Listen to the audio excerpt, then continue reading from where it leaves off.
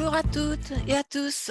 Bienvenue pour cet épisode 6 de Temps fort, nos rendez-vous mensuels sur l'actualité de l'environnement de la formation. Bonjour à tous. Bonjour Alexa. Bonjour Christine, bonjour à tous. Eh bien, pour ce sixième épisode, nous avons choisi de nous replonger dans le processus de certification Calliope et de faire un point sur l'audit de surveillance. Donc pour cela, nous avons le plaisir d'accueillir aujourd'hui deux certificateurs, Sandrine Carbonaro, responsable marché de la formation professionnelle pour le groupe AFNOR, et Vincent Capoin, directeur général délégué pour ICPF. Bonjour à tous les deux. Bonjour. Bonjour à tous. Alors, bienvenue à nos experts pour ce moment dédié à l'audit de surveillance qui va être précieux pour les organismes de formation qui se préparent à cette étape qui est particulièrement importante. Avant d'entrer dans le vif du sujet, juste quelques petits points de rappel sur l'organisation. Donc, vous avez une barre de tâches en bas de vos écrans qui vous permet d'utiliser une petite rubrique de questions-réponses. C'est marqué Q et R. Ça permet d'envoyer des questions à nos deux experts de manière à ce qu'ils puissent vous répondre en fin de webinaire. Vous pouvez aussi partager directement vos retours d'expérience ou des questionnements spécifiques dans la rubrique de chat, qui est la petite rubrique de discussion que vous avez déjà commencé à utiliser pour dire bonjour. Et puis, sachez que vous aurez donc une infographie de synthèse qui vous sera envoyée par mail quelques jours après cet événement qui reprendra les points clés de ce qu'on aura vu ensemble. Merci Alexa. Bien, ben, nous allons démarrer. Donc, je vais m'adresser à nos deux invités. Eh bien, donc, notre sujet de ce jour est l'audit de surveillance. Mais en quoi consiste-t-il et comment se situe-t-il dans le processus Calliope?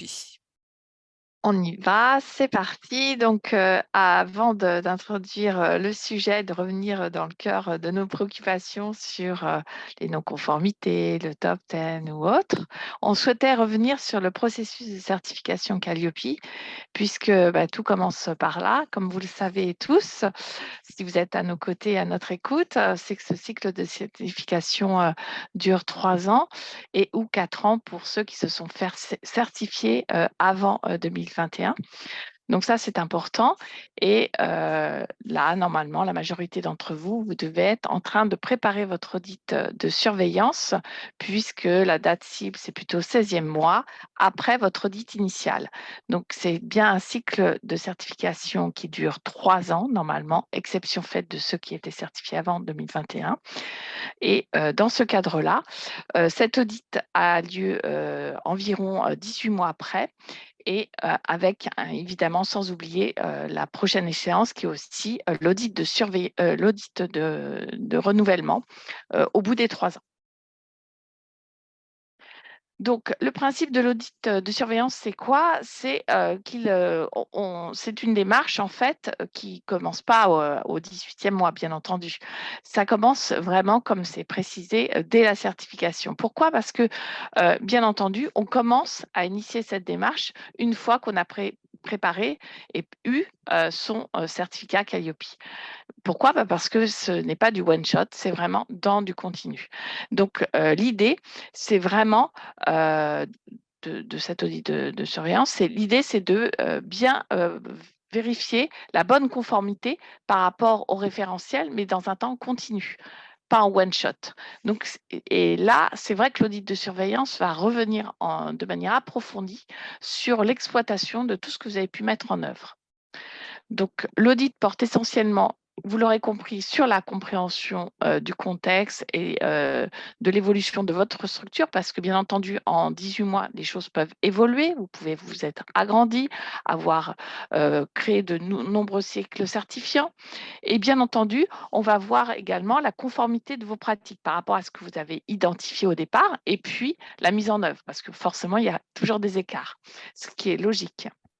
On va voir et on va en profiter pour faire un focus sur la démarche d'amélioration continue. Pourquoi? Parce qu'on peut très bien envisager un plan d'action et puis au final, c'est plutôt ça se passe très, très bien. Puis en réalité, sur le papier, c'est bien, mais dans la vraie vie, c'est pas tout à fait ça. Et l'audit porte également, vous l'aurez compris, sur l'application de la charte de la marque Calliope, puisque c'est un logo qui appartient à l'État. Et donc, en tant que certificateur, évidemment, nous avons cette responsabilité en termes de vérification du bon usage. Ça, c'est important. Nous ne sommes pas les seuls à vérifier cet usage-là. Il y a notamment la DRIT, mais on en parlera un peu plus loin. Et en option, évidemment, il ne faut pas l'oublier, on peut profiter de l'audit de surveillance pour éventuellement auditer une nouvelle typologie d'action que vous auriez ajoutée. Alors, pour reprendre finalement ce cheminement, vous avez ce parcours hein, de la surveillance avec une forme de rétro-planning et je vais vous détailler juste après comment ça va se passer. Donc, Sandrine vous l'a dit, hein, le cycle commence par cet audit initial. Les recommandations que les certificateurs vous font sont souvent comme c'est un parcours, ça ne s'arrête jamais vraiment et vous arrivez au bout de 6 mois à peu près à un premier bilan généralement de ce qui a été fait pour l'audit initial. Ensuite, vous arrivez à cette étape 3 où là, on estime que de manière annuelle, faire un bilan, c'est essentiel. Et c'est souvent à ce moment-là que votre projet de surveillance va commencer à se concrétiser et on va vous détailler comment le mener juste après. Et puis enfin, arrivera l'étape d'après, le nouvel audit entre le 14e et le 28e mois en fonction de votre certification, si elle est sur 3 ou 4 ans et de la date à laquelle vous l'avez passée en initial. Donc en détail, d'aller de l'étape 3 à l'étape 4, hein, c'est ce qui va nous intéresser aujourd'hui dans ce webinaire. On va d'abord, et c'est le point d'entrée, faire une demande. Donc cette demande, recommandation générale, c'est à peu près à 8 mois à compter de la date d'émission de votre certificat Calliope. Vous pouvez commencer à le faire. Alors on vous a dit voilà, entre 8 mois et 12 mois, ça c'est le moment où vous pouvez reprendre contact avec votre organisme de certification. Vous allez réserver une date en fonction, pour le coup, de la date maximum de votre obtention de certification. Ensuite, vous allez planifier. C'est essentiel, hein, c'est comme ça qu'on avance en mode projet. Donc là, la planification, c'est que l'organisme de certification va réceptionner votre demande, va la traiter et on va vous communiquer une date d'audit que vous serez amené à valider. Une fois que c'est validé, au moins, vous savez où est-ce que vous allez. Ensuite, vous allez rentrer dans cette phase de préparation. Là, on va vous donner des éléments aussi pour vous aider à la préparation. Donc, soit vous avez des éléments qui sont propres au certificateur, comme des options comme le pré-audit ou des options du type élaboration de vos dossiers en ligne, par exemple. Soit vous pouvez aussi, bien sûr, vous faire accompagner par des structures extérieures à l'organisme de certification, type conseil ou formation. Ensuite, vous avez l'étape d'audit qui vous amène à ce numéro 4, justement, où vous allez devoir démontrer votre conformité, traiter les éventuelles non-conformités. On vous le rappelle, l'audit de surveillance est le même que l'audit initial, au sens où c'est le même type de démarche. Et enfin, pour le coup, vous allez obtenir cette certification. Donc, vous allez avoir une attente de décision de la part du certificateur et une notification du maintien de la certification. On est vraiment dans ce qu'on appelle la surveillance, c'est le principe de maintien de votre certification dans la durée. Donc, le point de départ, vous le voyez, c'est la demande.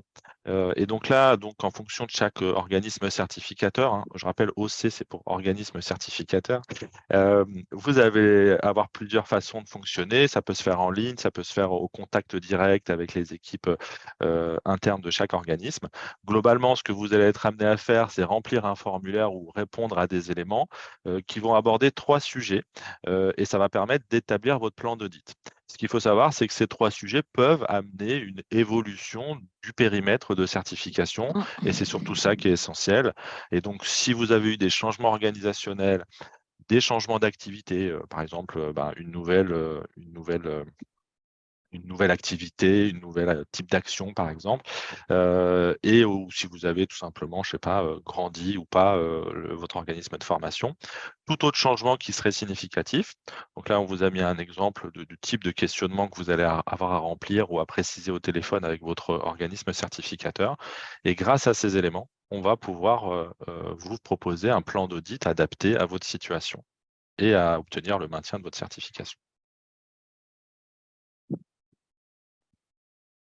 Je vais me permettre de profiter de l'intervention de Vincent pour préciser que c'est vrai, ces changements organisationnels sont essentiels évidemment pour préparer votre audit de surveillance, mais dès qu'il y a un changement de SIRET ou un déménagement ou un ajout de site, il est important de le préciser le plus tôt possible à votre certificateur parce que c'est lui qui est en lien direct avec la DGEFP.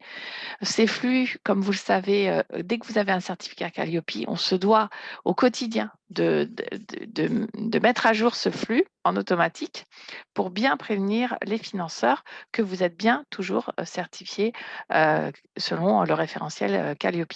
Donc ça, c'est important parce que du coup, quelquefois, on a des surprises en tant que certificateur. On n'est pas au courant d'un déménagement ou d'un changement d'activité et ça peut poser problème en termes de financement du coup. Tout à fait, vous faites bien de le rappeler. Ça peut poser de gros problèmes à l'organisme de formation sur le terrain. Alors du coup, on a vu un petit peu le processus global Calliope. La deuxième question, ça serait de savoir comment se préparer à cet audit de surveillance. Est-ce qu'il y a des points de vigilance un peu particuliers à avoir à l'esprit pour être dans une bonne organisation avant l'audit de surveillance? Merci Alexia pour cette transition, puisque là, ça va sans dire, les points de vigilance sont de 4 ordres. En fait, en cas d'audit aménagé, forcément, il est clair que ça ne va pas être tout à fait pareil, cet audit de surveillance, puisqu'on va se focaliser sur, d'une part, et en priorité, sur les indicateurs qui n'ont pas du tout été audités. On va avoir dans un deuxième temps la cartographie des différents indicateurs concernés, mais ça, c'est essentiel. Donc ça, c'est le premier point. Et puis, on va se focaliser en tant que certificateur sur le suivi des non-conformités. Il va de soi que même si les écarts ont été levés, c'est forcément l'attention toute particulière que va vous porter votre auditeur parce qu'il va voir effectivement si c'est effectivement efficient, si effectivement c'est mis en œuvre et si dans le temps, ça perdure. Ça, c'est important. On va voir aussi, on va en profiter pour vous challenger un petit peu sur la dynamique d'amélioration. Parce que là, ce n'est pas juste au moment où on fait l'audit, soit initial, soit de surveillance, soit de renouvellement, que tout le monde doit être en alerte. On va vraiment approfondir les choses avec vous. Bien entendu, en s'adaptant à l'importance de votre organisme. Et puis, on va en profiter pour voir l'application de la charte Calliope. Ça va sans dire. Donc du coup, en termes de cartographie, on voulait aussi vous permettre d'avoir une vision globale des différents points et clés de cet audit de surveillance par rapport à différents indicateurs en fonction de votre situation, parce que ce n'est pas comparable. Vous voyez, si vous êtes nouvel entrant, il y a des indicateurs que l'on n'a pas pu auditer jusqu'au bout, puisque vous n'étiez pas en capacité, par exemple, de diffuser des indicateurs pertinent par rapport à votre type de nature de formation. Donc, du coup, l'indicateur 2, on va aller beaucoup plus en détail et on va se confronter à votre réalité. Vous avez pu très bien envisager un certain nombre de choses, puis en réalité, en mettre d'autres. Idem pour l'indicateur 22 sur la gestion des compétences. Forcément, quand on est nouvel entrant, on n'a pas pu mettre en place et en œuvre un dispositif de montée en puissance en termes de compétences et de professionnalisation de tous les acteurs salariés de votre organisme. Par contre, là, pour le coup, 18 mois après, on va voir si véritablement vous avez mis en place cette dynamique, etc., etc. Idem pour les indicateurs qui sont tagués en rouge. Là, forcément, ce sont tous les organismes qui ont bénéficié d'un audit aménagé. Donc, forcément, tous ces indicateurs n'ont pas été vus puisque c'était compte tenu des 2 décrets, 2 arrêtés qui encadrent le référentiel, il a été présupposé que tous ces indicateurs étaient vus lors du précédent décret. Ça sous-entend qu'avec vos précédentes certifications reconnus par le CNEFOP, tous ces indicateurs étaient déjà encadrés, déjà vus. Donc, on ne voulait pas faire double travail. Donc, du coup, tous ces indicateurs seront revus plus en détail. Donc, là, c'est important puisque ça peut paraître clair que sur le critère 2, qui est vraiment le cœur de votre métier, on parle de conception. À ce moment-là, on va vraiment typiquement, vous demandez si les objectifs sont bien opérationnels et évaluables, si effectivement vous avez bien un synopsis ou une trame pédagogique qui encadre votre parcours de formation typiquement. Ça, c'est important et ça peut être surprenant puisque normalement, c'est votre cœur de métier. Mais là aussi, on va le voir dans le top 10 des non-conformités, ce n'est pas forcément chose facile. Voilà. Et puis, les critères clés communs sont les critères 6 et 16 qui sont dédiés à des nouvelles, on va dire, nouvelles procédures pour ce type de secteur d'activité qui n'était pas du tout habitué à être encadré en termes de veille et de prise de recul sur ces modalités de fonctionnement et en termes d'amélioration continue. Étant donné que ce sont des nouvelles démarches, forcément, votre auditeur va se focaliser sur, non pas juste sur votre processus de veille, mais bien son exploitation. Idem pour la démarche d'amélioration continue. On ne va pas être juste là pour voir si vous avez un processus, mais on va bien voir si effectivement vous l'utilisez et comment vous l'utilisez. Parce que juste un processus pour un processus qui est vraiment une usine à gaz, ce n'est pas forcément utile. On va se focaliser sur des choses simples et efficaces. Alors, avant de rentrer justement dans le détail de ce top, alors je crois qu'on a fait top 6, mais on ira à top 10 peut-être si les questions on va s'adapter, Vincent. Exactement. Pour le coup, deux focus. Le premier, c'est sur les marques. Alors, pourquoi on vous fait ce focus? C'est parce que de l'expérience des organismes certificateurs, il y a beaucoup, et pour pas dire vraiment la majorité des organismes de formation, de montée en compétences, qui font face à une non-conformité lors de l'audit de surveillance sur le traitement de la marque. Et pourtant, c'est un des plus simples d'une certaine manière à traiter, puisque c'est très réglementé. Il y a une charte d'usage, il y a des guides qui sont fournis par directement le ministère, mais que les OC vous mettent à disposition, bien sûr, et qu'il faut tout simplement suivre. Donc là, voilà les éléments principaux, hein. Alors, je rappelle quand même que là, on parle surtout de l'usage de la marque Calliope, mais vous avez quand même parfois, en fonction du certificateur, aussi des bons usages de marque du certificateur. Bon, l'AFNOR, j'imagine, a ce type aussi de choses, l'ICPF, etc. Et potentiellement l'association avec le COFRAC. Alors ça, c'est très réglementé. Certains certificateurs le font, d'autres pas, mais c'est toujours sous autorisation de l'organisme certificateur avec lequel vous travaillez. Bon, par contre, déjà, travaillons sur la marque Calliope. 3 points à retenir. Le premier, vous devez être accompagné, la marque Calliope doit être accompagnée de la mention correspondant à la catégorie d'action.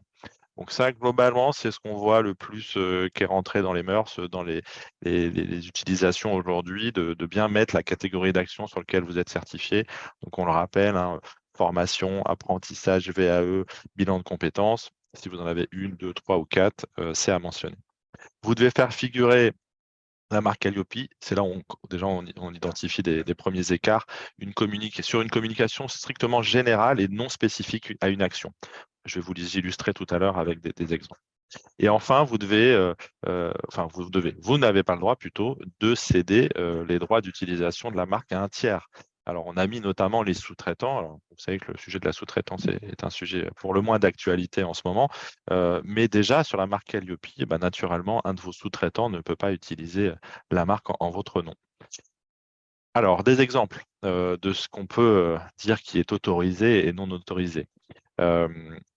On rappelle ici que la marque, elle est contrôlée au plus tard à l'audit de surveillance, hein, mais c'est bien au plus tard, hein, parce que si, je vous prends un exemple, on a le ministère qui nous dit « Ah, tel organisme utilise mal la marque », le message, il nous arrive aujourd'hui, on ne va pas attendre l'audit de surveillance pour venir vous dire « Attention, vous utilisez de la marque de manière non conforme ». L'OC, il est obligé de le traiter tout de suite, hein. C'est ça le principe de surveillance, hein. L'audit, c'est que la finalité. Donc des exemples. Par exemple, l'autorisation de le faire, c'est sur un site web ou un catalogue. Vous pouvez aussi, par exemple, le faire sur des contrats, sur des supports de communication institutionnels, pour des événements, etc. Vous avez le droit de le mettre dans des mailings, courrier en tête. Bon, à l'inverse, vous avez toute une liste qui est tout en haut et sur lequel, malheureusement, on retrouve régulièrement la marque Calliope aujourd'hui qui sont interdits. Et donc, comme c'est spécifique en fait à des actions, ça va être retoqué. les exemples, les convocations, les programmes, les contrats, les feuilles d'émargement, etc., les attestations diverses et variées que vous pouvez utiliser. Donc tout ça, en effet, ça va être assimilé à un usage non conforme de la marque Calliope. Voilà, donc c'est des exemples. Et pour finir, l'autre point essentiel, c'est le principe général du traitement de la non-conformité qu'on aurait identifié lors de l'audit initial. Donc là, on vous a mis carrément le texte de loi, parce qu'il est pour le coup assez clair en la matière. Donc la vérification de la mise en œuvre des actions correctives est faite à l'audit suivant. Ça veut dire que concrètement, si vous avez eu des non-conformités mineures lors de l'audit initial, vous allez devoir, enfin, vous avez produit, parce qu'on imagine que vous êtes tous dans cette phase-là, vous avez produit un plan d'action qui peut s'étaler donc dans la durée pour répondre à ces non-conformités mineures. Ce plan d'action, on va le vérifier et ça va être un élément essentiel de l'audit de surveillance à ce moment-là. Et attention, puisque pour le coup, si on identifie un écart, cette fois-ci, le résultat, c'est tout de suite une non-conformité majeure. Elle doit donc requalifier directement en non-conformité majeure. Et donc là, cette fois-ci, il faudra la traiter dans un délai de 3 mois pour pouvoir maintenir la certification. Voilà. On passe au top 6, 8, 10. Oui. Oui, donc alors, vous nous parlez du top 6 des non-conformités. Donc justement, quelles sont les non-conformités les plus fréquentes que vous rencontrez lors de ces audits? Alors, c'est un choix très, très difficile qui nous a été demandé parce que, vous l'aurez compris, en fonction de la catégorie d'action, qu'on audite, c'est pas tout à fait le même top, 5, 6, 10, donc ça peut varier. Donc on a en mode consensus, on a trouvé, ce qui nous faisait parler le plus, et qui était dans les bacs et systématiquement qui revenait à nos oreilles ou on a pu auditer nous-mêmes. Donc le premier, on va se dire que c'est l'indicateur 1, même s'il s'agit, d'informations très, très génériques sur, vos différentes modalités, vos différents programmes. Vous le connaissez par cœur cet indicateur, ça fait partie de votre com et c'est vrai que, souvent ce que l'on remarque, c'est que les informations ne sont pas accessibles, ou bien, elles ne sont pas actualisées ou bien, elles sont différentes d'un support à un autre. En fait, en tant qu'auditeur, on va chercher la cohérence et c'est important, donc ça peut être partiel sur un document, mais à un moment donné, ça doit, reboucler sur un autre et par exemple, l'accessibilité des personnes en situation de handicap n'est peut-être pas visible sur, votre site internet ou sur votre doc, papier ou sur un flyer que vous remetteriez, sur un salon. Donc ça, c'est important, c'est l'ensemble de ces informations, systématiquement n'apparaît pas. Je sais pas, peut-être que Vincent, tu voulais rajouter autre chose par rapport à cela? Oui, en tout cas, l'avantage de cet indicateur, en tout cas par rapport à d'autres, c'est on précise les informations qui sont attendues. On vous dit prérequis, objectifs, durée, modalité d'accès. Sandrine a cité l'accessibilité aux personnes handicapées. Donc finalement, vous avez la liste de ce que vous devez avoir et mettre à disposition de votre public. Donc d'une certaine manière, c'est une case à cocher. OK, j'ai tout ce qu'il faut. Et c'est vrai que si vous en ratez un ou deux, c'est des éléments sur lesquels l'auditeur peut vous mentionner un écart possible. Oui, ce qui est vraiment notable, c'est le manque d'actualisation quelquefois. Surtout, sur des organismes qui ont un certain nombre de programmes. Il y en a qui tournent régulièrement, puis d'autres qui ne sont pas vraiment actualisés, alors que les prérequis ont changé ou les modalités ou, le fait est qu'ils sont certifiants avant ils ne l'étaient pas, et cetera, ou des choses où ils étaient précédemment, éligibles au titre du CPF. Enfin, c'est vraiment, et c'est vrai que l'auditeur ne va pas du tout avoir la même posture entre l'audit initial et l'audit de surveillance. Il va regarder des petites choses qu'il a déjà repérées. Normalement, c'est un suivi, hein, pour lui aussi, hein. Oui, tout à fait. Alors, l'indicateur 8, ça fait partie de ceux dont je peux faire écho à ce que je vous disais précédemment, c'est-à-dire où on va identifier régulièrement des non-conformités lors de l'audit initial et qui peuvent perdurer lors de l'audit de surveillance. C'est peut-être celui où on a le plus de difficulté parfois à comprendre la distinction, parce que l'indicateur, c'est le prestataire détermine les procédures de positionnement et d'évaluation des acquis à l'entrée de la prestation. Et donc, le « et » est important, puisque pour le coup, c'est à la fois les procédures de positionnement d'un côté et les procédures d'évaluation des acquis à l'entrée. Et donc, ce qu'on voit comme régulièrement difficulté, c'est que, par exemple, on a mis en place des procédures de positionnement, mais il n'y a pas l'évaluation des acquis. Alors, on vous a dit, des fois, c'est aussi l'inverse. Voilà. Donc ça fait partie des situations qu'on rencontre régulièrement. Alors, j'ai un autre exemple, puis peut-être Sandrine voudra compléter, mais on a aussi des situations où on a en fait le prestataire, il réalise un positionnement, mais qui se limite à la fonction du bénéficiaire, par exemple. Il va dire, voilà, j'ai fait un positionnement, bah oui, regardez, tel stagiaire, tel bénéficiaire, il est, je sais pas, il est cadre des ressources humaines dans l'entreprise. Vous voyez, donc bon, ça fait partie en effet des éléments sur lesquels on a parfois des retours de non-conformité. Oui, je voudrais juste rajouter que quelquefois, il y a des incohérences, en fait, entre les évaluations, alors qu'elles sont prévues. Il peut y avoir des incohérences entre, les évaluations avec les éléments des indicateurs, précédents. Puisque vous l'aurez compris, ce référentiel, c'est vraiment un effet domino. C'est-à-dire que là aussi, le job de l'auditeur, c'est de voir si, de bout en bout, quand on dit qu'il y a des prérequis ou un positionnement, bah, est-ce qu'effectivement il est dans les bacs? Est-ce qu'il apparaît bien, sur votre programme? Et est-ce que tout est bien rechecké systématiquement? Et c'est vrai que sur, cet indicateur, il y a eu pas mal de quiproquos puisque au départ, on pensait que c'était, dédié uniquement et ça concernait uniquement les, certifications, reconnues au titre, du RNCP. Et donc, ça pouvait prêter à confusion. Mais évidemment, dès qu'il y a des prérequis, cet indicateur, et dès qu'il y a une évaluation et un positionnement préalable, forcément cet indicateur, il est concerné. On va pas passer outre. L'indicateur 21, on vous l'a indiqué sur la détermination et mise à disposition des compétences. Pourquoi? Parce que, bah, il est clé. Là aussi, le suivi, de la mise à jour des compétences, bah, fort est de constater que, bah, là aussi, à l'image de ce qu'on pouvait dire en audit initial, je ne sais pas si Vincent, tu es d'accord avec ce constat-là? C'est pas parce qu'en face de nous, on a un expert, avocat ou chirurgien ou comptable que, ça fait des années, qu'il officie, il a toujours été un excellent formateur, qu'on ne doit pas checker, sa mise à jour des compétences. Parce que vous l'aurez compris, avec la crise sanitaire, typiquement, c'est un exemple, tous, les formateurs ont dû passer par la case, digitale, en majorité. En tous les cas, ils ont dû se renforcer leurs compétences à ce niveau-là. Ou, s'ils ne l'ont pas fait, d'autres choses, ont été mises en œuvre pour pallier à cela.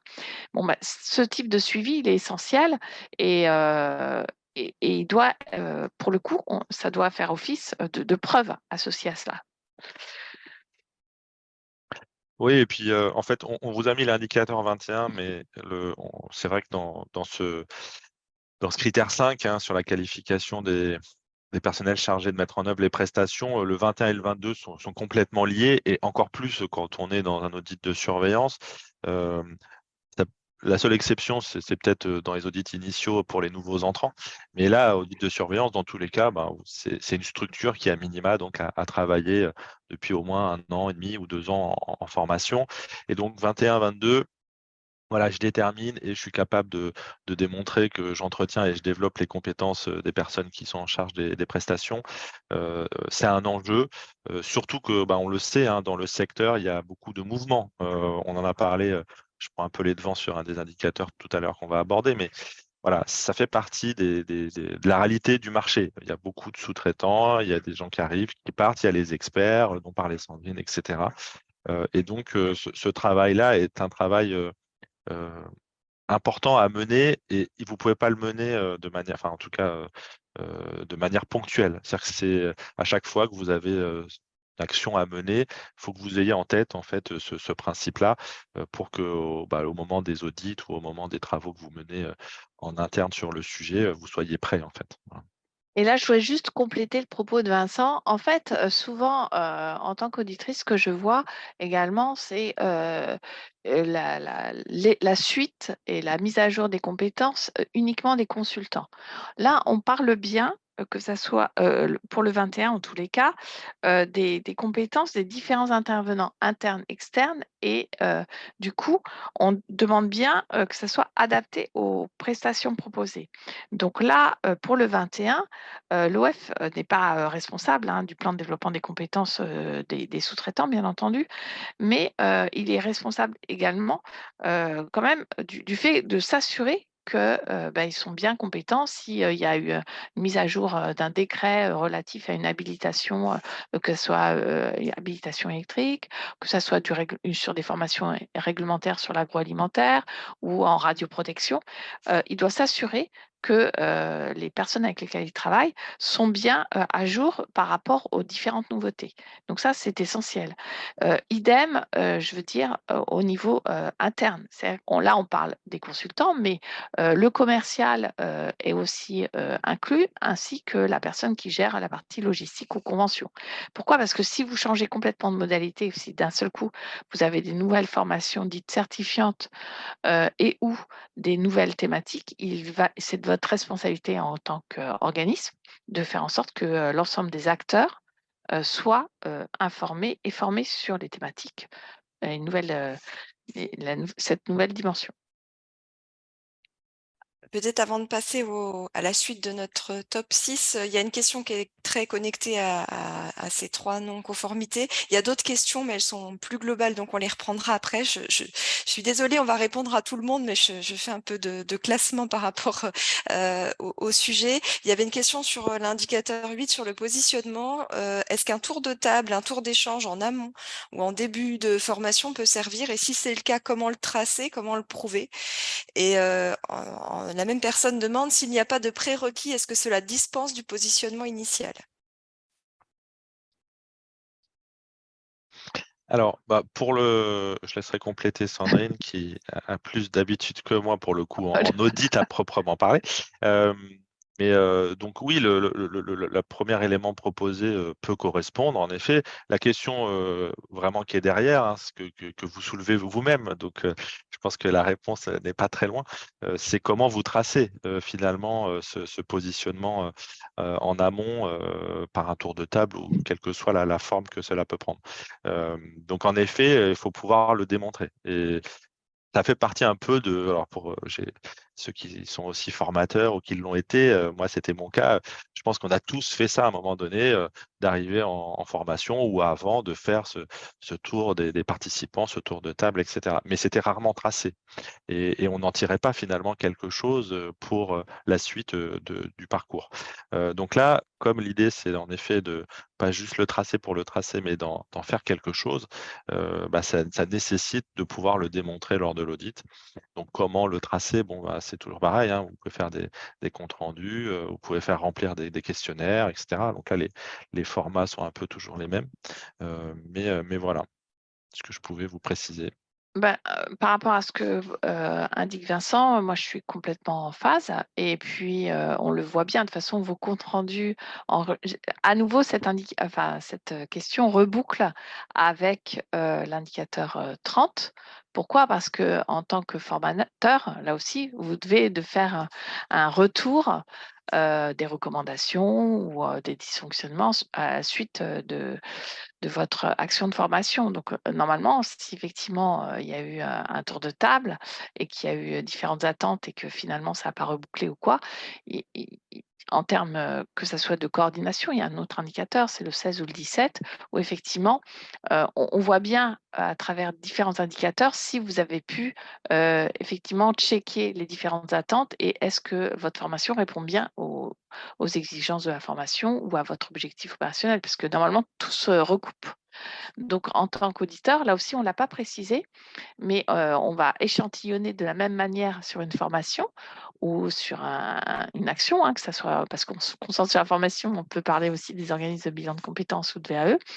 Et à l'image de l'audit initial, même si on a un peu moins d'échantillons à prendre, il va de soi qu'on va le détailler de bout en bout.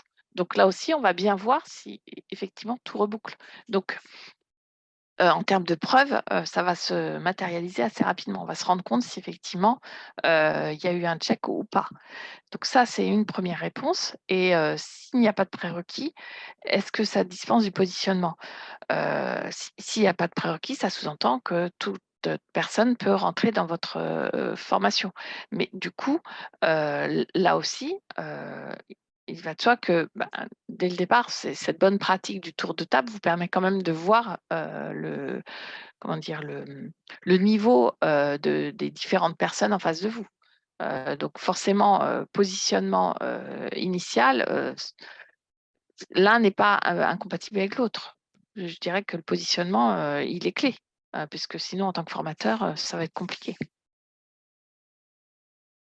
Pour voir tout du moins la dimension du niveau d'apprentissage entre, avant la formation et après la formation.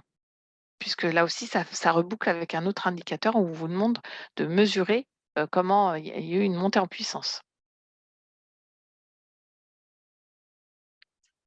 Merci beaucoup. On reprendra les autres questions par la suite. On continue sur le top 6 des non-conformités. Alors sur l'indicateur 27, la maîtrise de la sous-traitance, grand moment. Alors, que ça soit l'audit initial ou l'audit de surveillance, je crois que c'est clair que c'est pas un indicateur ultra, facile. Pourquoi? Parce que comme on le disait en aparté bien avant, la gestion des sous-traitances, bon, il y en a qui n'en font pas du tout appel. Donc là, c'est pas très compliqué pour eux.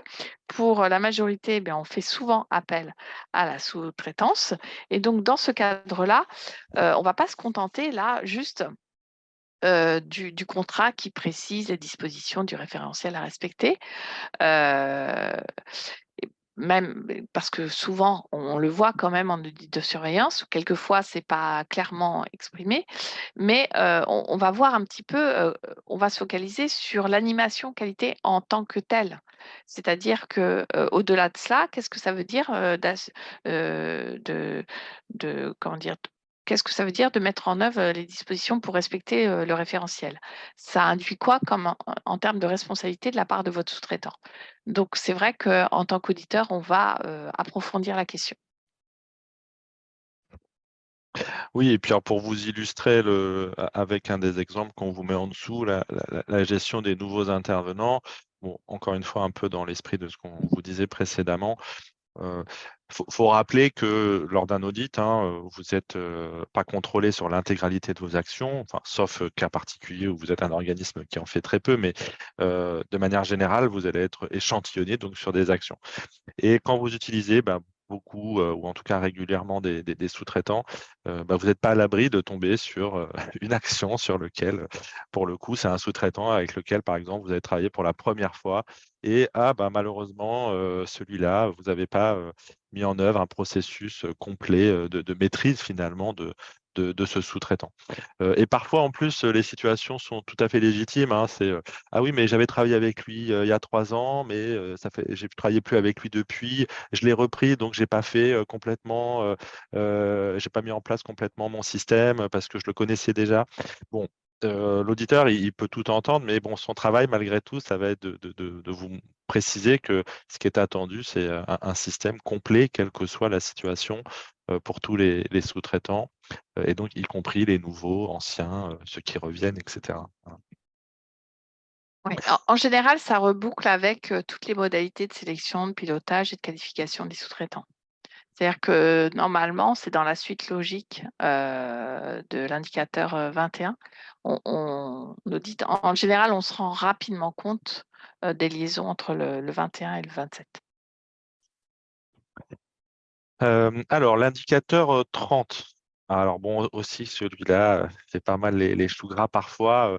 Donc je vous le rappelle, hein, c'est le fait de recueillir les appréciations des parties prenantes au sens de la qualité. Donc ça va être un spectre assez large. Les bénéficiaires, bien sûr, les financeurs, les fameux qui ressortent souvent dans cette partie-là, les équipes pédagogiques et les entreprises.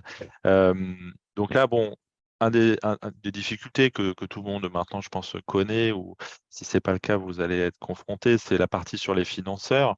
Et donc là, bon, bah, lors de l'audit initial, je pense que beaucoup d'organismes ont pu être confrontés à cette difficulté.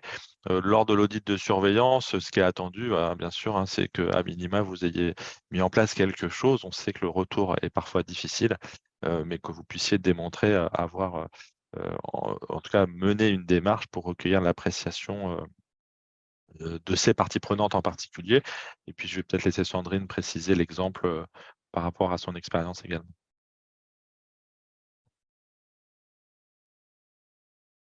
On vous entend plus, Sandrine. Pardon, je ne sais pas pourquoi, excusez-moi. Merci Vincent. Concernant les parties prenantes et notamment les financeurs, dans le guide du référentiel, il est précisé des enquêtes, etc., de satisfaction, mais on peut aussi le faire par d'autres biais. Parce que c'est vrai qu'on se concentre là-dessus et c'est vrai, force est de constater qu'il y a peu de retours. 90%, parce qu'ils sont submergés. Très bien. Il y a d'autres moyens et je pense que vous les connaissez dans vos régions respectives. Ils peuvent être à l'écoute lors de différentes rencontres que vous avez régulièrement avec eux. Donc là aussi, il faut que vous trouviez vos moyens adaptés à cette exigence. Ça, c'est important. Concernant l'indicateur 31 sur la gestion des aléas et des traitements des réclamations, en fait, vous le faites souvent. Cet indicateur, en fait, ce que l'on constate, c'est l'absence de formalisation de la gestion des traitements. Parce que dans la foulée, vous êtes tous capables de nous expliquer votre process, vous êtes hyper réactifs. Bah, pourquoi? Parce que c'est gage de qualité et c'est gage de valeur ajoutée. Et c'est ce qui fait que vous allez avoir un taux de fidélisation hyper important de vos propres clients. Donc, il n'y a pas de raison. Si vous êtes toujours hyper actif et vous disposez d'un organisme pérenne depuis des années, c'est que vous avez su gérer tous ces aléas. Mais c'est vrai que rares sont ceux qui formalisent leur gestion et la prise en charge de tout type de réclamation, que ça soit externe, interne, des différentes parties prenantes. Ça, c'est important et ça, on le constate régulièrement, même et surtout en audit de surveillance. Parce que là, comme on vous le disait au préalable, les indicateurs 31 et 32 vont être regardés à la loupe sur ce prisme-là. Vraiment, dans la vraie vie, comment, quelles sont les preuves, qu'est-ce qui s'est passé en 18 mois. Souvent, j'ai eu cet exemple à plusieurs reprises, on me dit bah, il ne s'est pas passé grand-chose, il n'y a pas eu trop de réclamations. Et lorsqu'on demande des preuves, bah, il n'y a rien ou quasiment qu'une ligne, c'est quand même surprenant. Oui, oui, en fait, alors, en prenant un peu de recul sur le sujet, il est évident qu'on le fait tous, hein, j'ai envie de dire. C'est même pas vous, organisme de formation, nous, organisme certificateur, un professionnel indépendant, une personne qui est chargée de formation ou de projet dans un OF, peu importe. En fait, c'est le principe général du traitement de la réclamation, je connais personne qui ne le fait pas. Donc, c'est pas la difficulté en tant que telle de le faire, c'est d'identifier finalement ce qui nécessite parfois de le formaliser. Et c'est ce degré-là qui est attendu quand vous êtes dans une démarche qualité avec un premier retour d'expérience au bout de 18 ou 24 mois. Et c'est cette capacité-là. Il est évident que une réclamation, si c'est quelque chose que vous pouvez traiter tout de suite au téléphone, elle n'a pas nécessairement de sens d'être formalisée. Ça, c'est la vie de tous les jours. Voilà, on a un problème, on le traite, etc. Par contre, ça va devenir important quand il va être écrit à un moment donné dans un questionnaire d'évaluation d'une de vos parties prenantes quelque chose.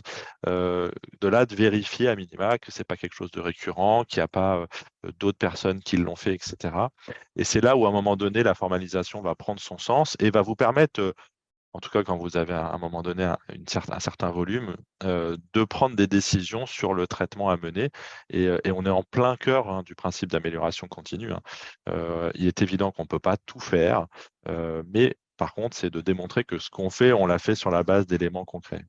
Un exemple concret de gestion des différents dysfonctionnements qu'on peut rencontrer tous, hein. Vous avez raison, Vincent. C'est pas que en tant qu'organisme de formation. Au quotidien, on peut souvent avoir des problèmes Internet, tout simplement. Et c'est vrai que lorsqu'on fait des formations, bah, comme aujourd'hui, là, par exemple, on fait un webinaire, ou lorsqu'on fait des formations distancielles, si vous ne notez pas et que systématiquement vous réglez les solutions parce que vous avez un super référent, une hotline hyper réactive et que vous ne pouvez pas mesurer la récurrence, bah, à ce moment-là, ça ne sera jamais géré.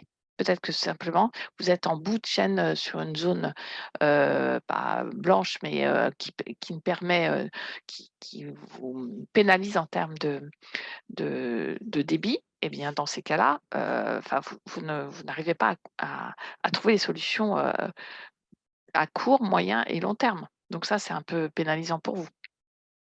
Donc c'est d'où la nécessité de le notifier quelque part. Merci pour ce top 6. Alors, on a plusieurs questions. On va peut-être arrêter le partage du support et puis essayer de revenir sur ces différentes questions, sachant qu'il y a plusieurs sujets dans les questions. Donc, il n'y a pas d'ordre, hein. Je vais les reprendre, mais n'y voyez pas un ordre de priorité, hein. C'est pour essayer de ne pas en oublier. Alors, il y avait déjà une question par rapport à l'usage de la marque, par rapport à la question des centres de formation pour apprentis qui sont hors mur et de savoir comment ça se passait l'usage de la marque pour les UFA dans le cadre d'un CFA hors mur, puisque effectivement, l'essentiel de l'accueil et toute l'organisation se fait au niveau des UFA. Si je comprends bien la question, puis Sandrine, c'est aussi pour voir si on comprend, c'est est-ce que pour le coup, les UFA ont le droit d'utiliser la marque Calliope pour être tout à fait Ouais, c'est quel direct, c'est ça? affichage, ouais. Normalement, c'est l'organisme qui est commanditaire, qui est à l'origine de la formation, qui affiche le logo Calliope sur son organisation. Et ces UFA, s'il en a pléthore, et c'est le cas en général, bénéficient indirectement de sa renommée, mais ils sont affichés sur son site ou sur sa doc. Mais l'UFA en lui-même n'est pas, ne dispose pas, lui, de la certification en son nom propre. Donc s'il communique, c'est au nom du CFA qui le porte.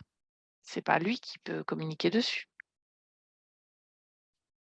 Ok, merci beaucoup. Alors, autre question. Alors, c'est un exemple.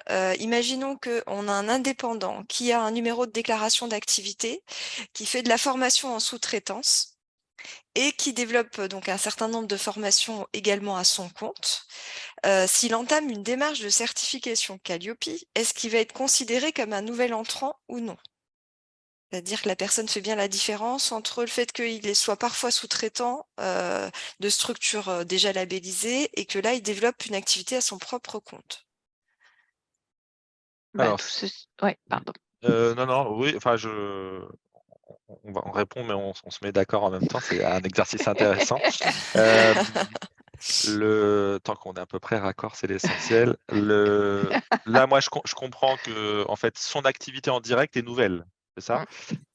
Donc, il va être, enfin, pour moi, il est considéré comme un nouvel entrant, puisque de toute manière, c'est possible de se faire certifier Calliope en étant sous-traitant à 100%.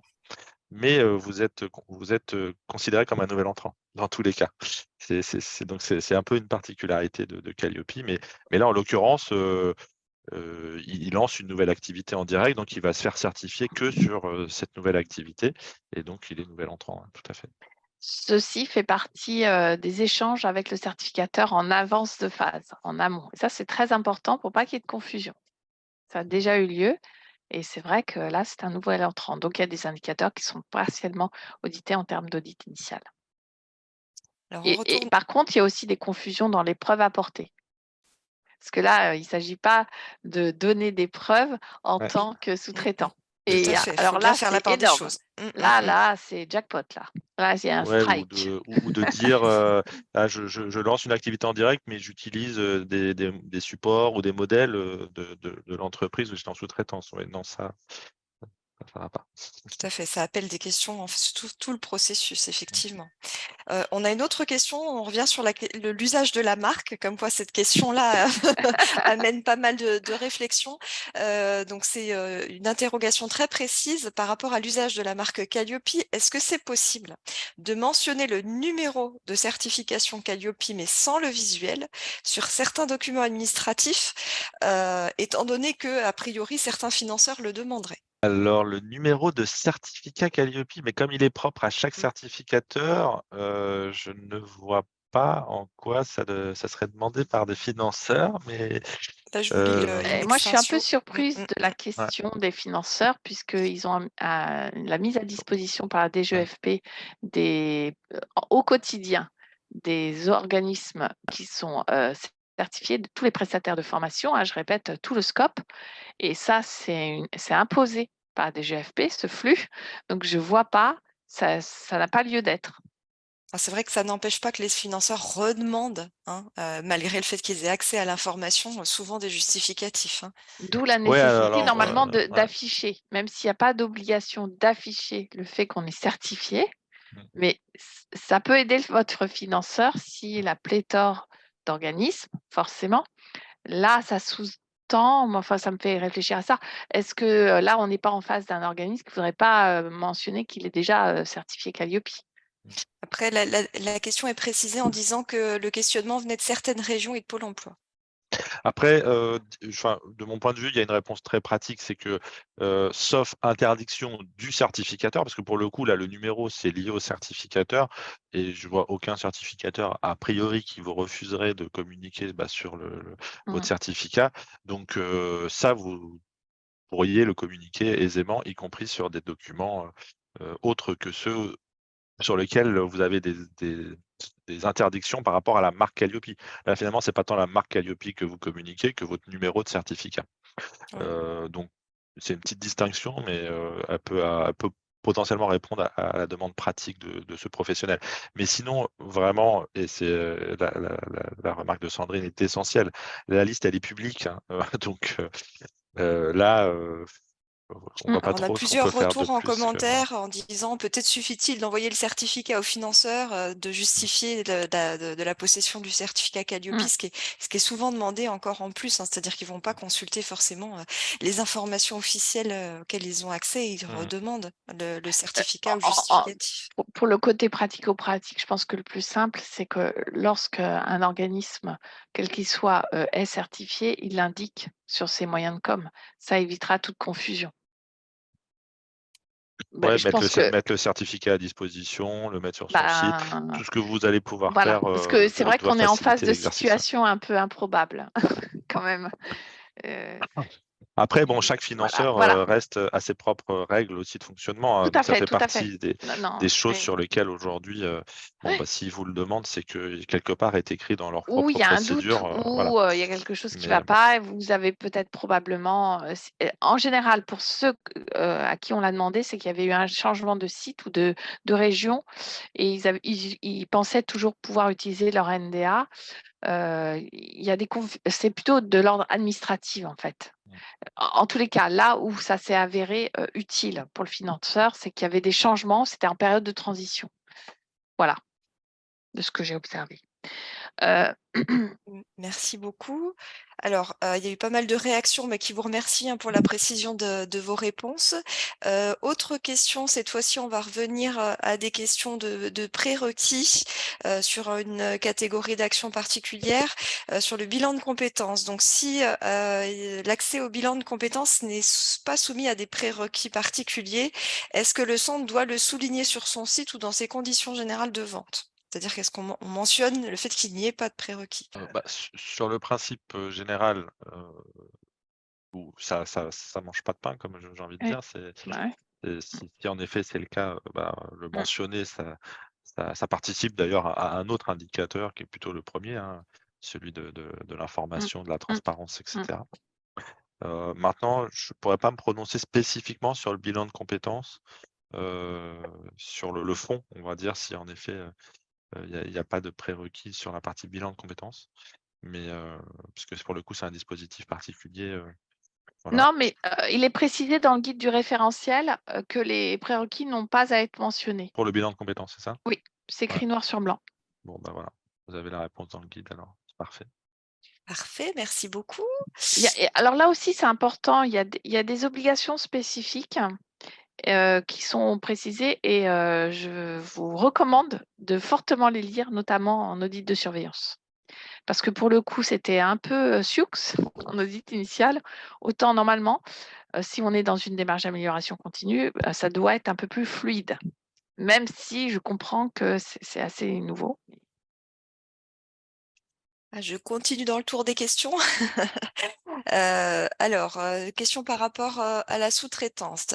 Est-ce que la mise à disposition de personnel entre une filiale et donc la structure mère, j'imagine, pour tenir le rôle de formateur, est traitée comme de la sous-traitance? La mise Alors à moi, disposition d'un formateur oui. qui serait de la maison mère et qui interviendrait pour une filiale. Ben oui, si dans l'organigramme, il ne fait pas partie des salariés, oui, forcément, il doit être considéré à ce titre-là.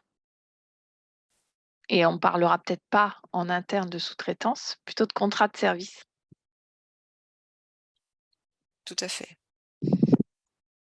Merci. Alors encore une question. Les consultants doivent-ils nécessairement faire une auto-évaluation de leurs prestations de bilan? Je pense qu'on est sur le bilan de compétences. Après, si vous voulez préciser. Je ne sais pas s'il s'agit de bilan, mais normalement, dans l'indicateur 30, lorsqu'on recueille les appréciations des parties prenantes, notamment l'équipe Oui, pédagogique. c'est bien pour le bilan de compétences, il y a eu la précision. Ah, pardon. Donc la question par rapport au bilan, c'est quoi?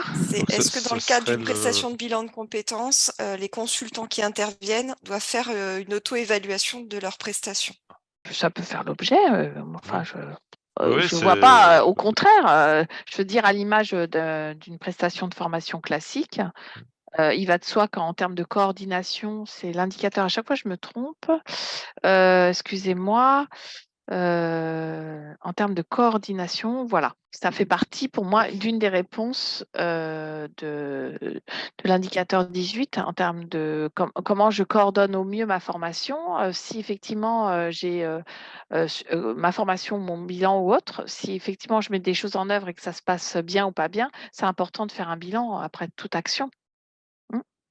Ça me paraît une des bonnes pratiques pour répondre à différentes exigences qui sont l'indicateur 18 et l'indicateur 30, puisque là aussi, pour recueillir, c'est un peu compliqué quand même. Si on ne fait pas de points réguliers avec son comité pédagogique, bon là c'est la formation ou avec son comité, tout simplement, on organisme de centre de bilan de compétences.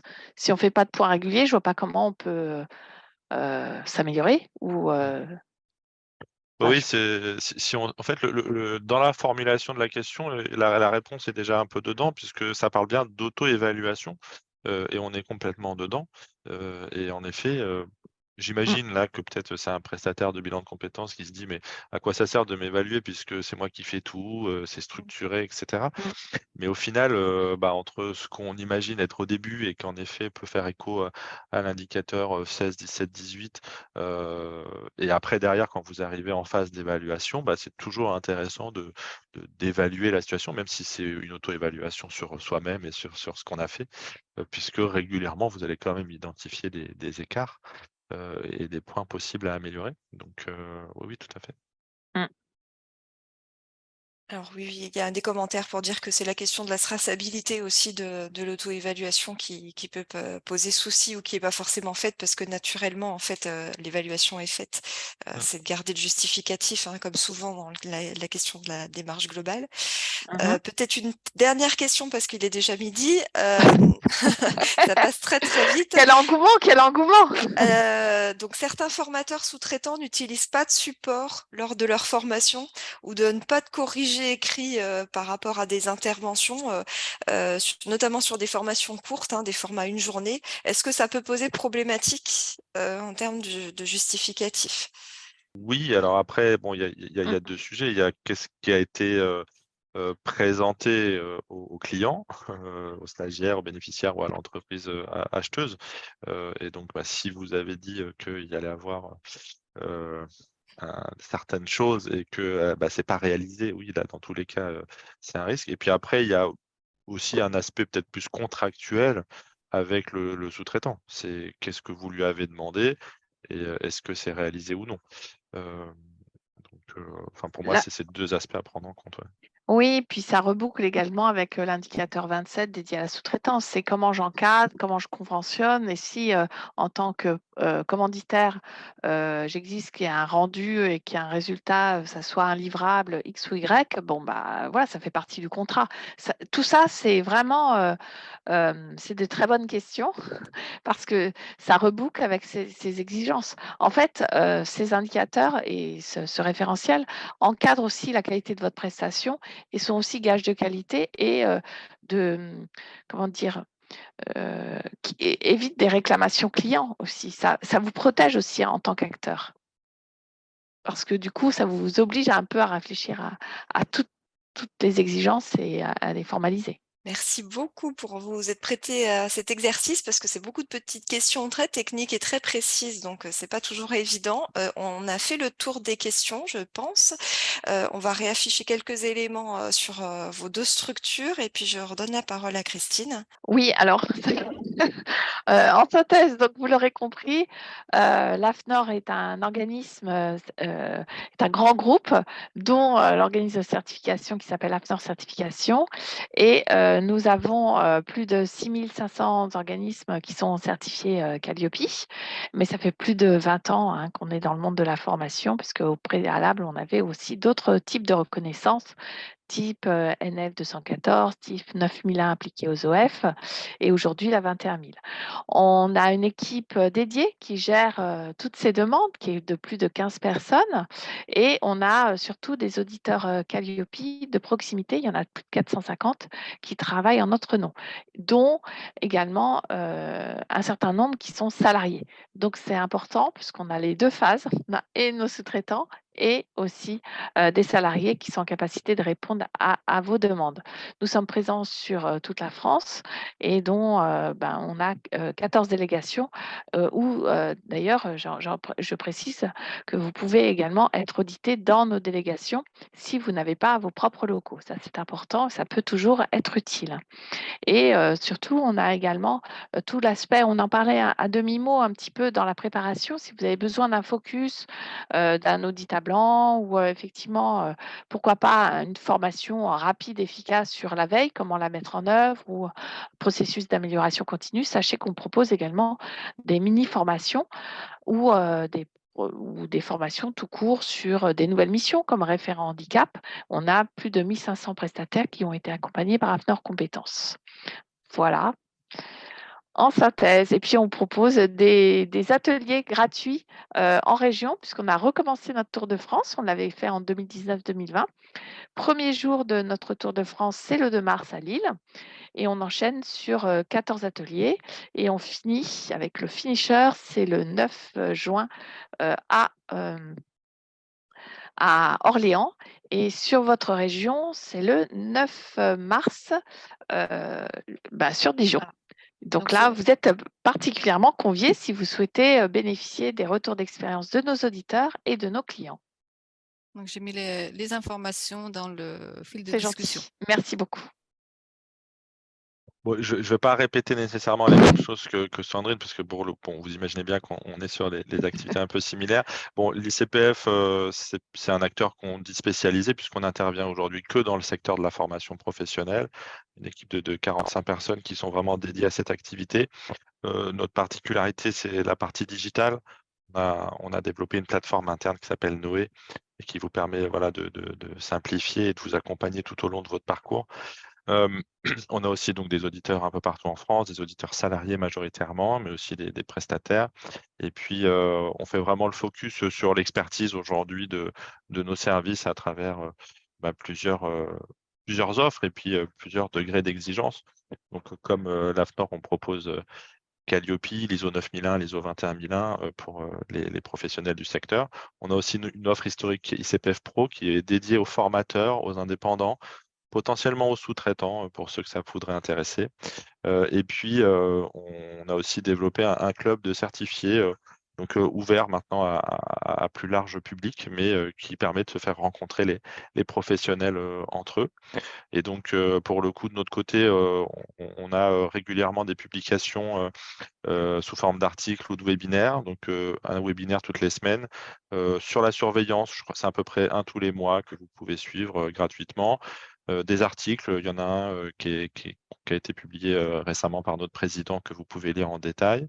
Et puis, pour ceux qui sont de passage en région parisienne, on organise tous les 3-4 mois des rendez-vous ouverts pour faire de la veille et puis rencontrer les professionnels, environ 200 professionnels qui se retrouvent tous les 3-4 mois. Et donc, ça s'appelle ICPF Networking. Voilà. Et le prochain a lieu le 16 mars en soirée à Paris. Voilà. Merci de votre écoute. Que de rendez-vous. Ouais. Tout le monde est convié d'ailleurs. Ouais. Nous aussi, nous aussi. Notre objectif, c'est vraiment d'optimiser et de collectivement professionnaliser tout ce secteur. Eh bien, en tout cas, un grand merci à nos 2 invités pour ces informations et surtout les précisions qu'ils nous ont apportées, hein, car je pense que c'était quand même hyper important d'avoir ce type d'informations pour surtout ceux qui sont en cours d'audit de surveillance. Donc, bon, c'est vraiment à point nommé. Alexa, je te laisse reprendre Oui, la alors parole. on va clore en vous remerciant pour votre participation. Donc une toute petite enquête là avec quelques questions va s'ouvrir dès que vous allez quitter le webinaire. Les informations nous sont précieuses, hein. On est aussi dans une démarche qualité d'amélioration continue et vous pouvez nous proposer par exemple un prochain thème que vous voudriez voir traité pendant les temps forts. Donc merci d'avance pour compléter la petite enquête. Voilà, bien, ben, écoutez, les temps forts vont bien sûr continuer, hein, donc pour information, l'épisode 7, eh bien, ce sera Alexia qui nous fera un point d'actualité sur, enfin, concernant les nouveautés autour du CPF, de l'alternance, de la VAE. Et donc l'épisode 8 portera sur les différentes mobilisations autour de la lutte contre l'illettrisme. Voilà, à très bientôt sur les temps forts et merci encore à nos invités. À Merci bientôt à beaucoup. tous. Au Au revoir. revoir. Merci, Au merci revoir. Au mesdames, au revoir, revoir. merci à tous. Merci beaucoup.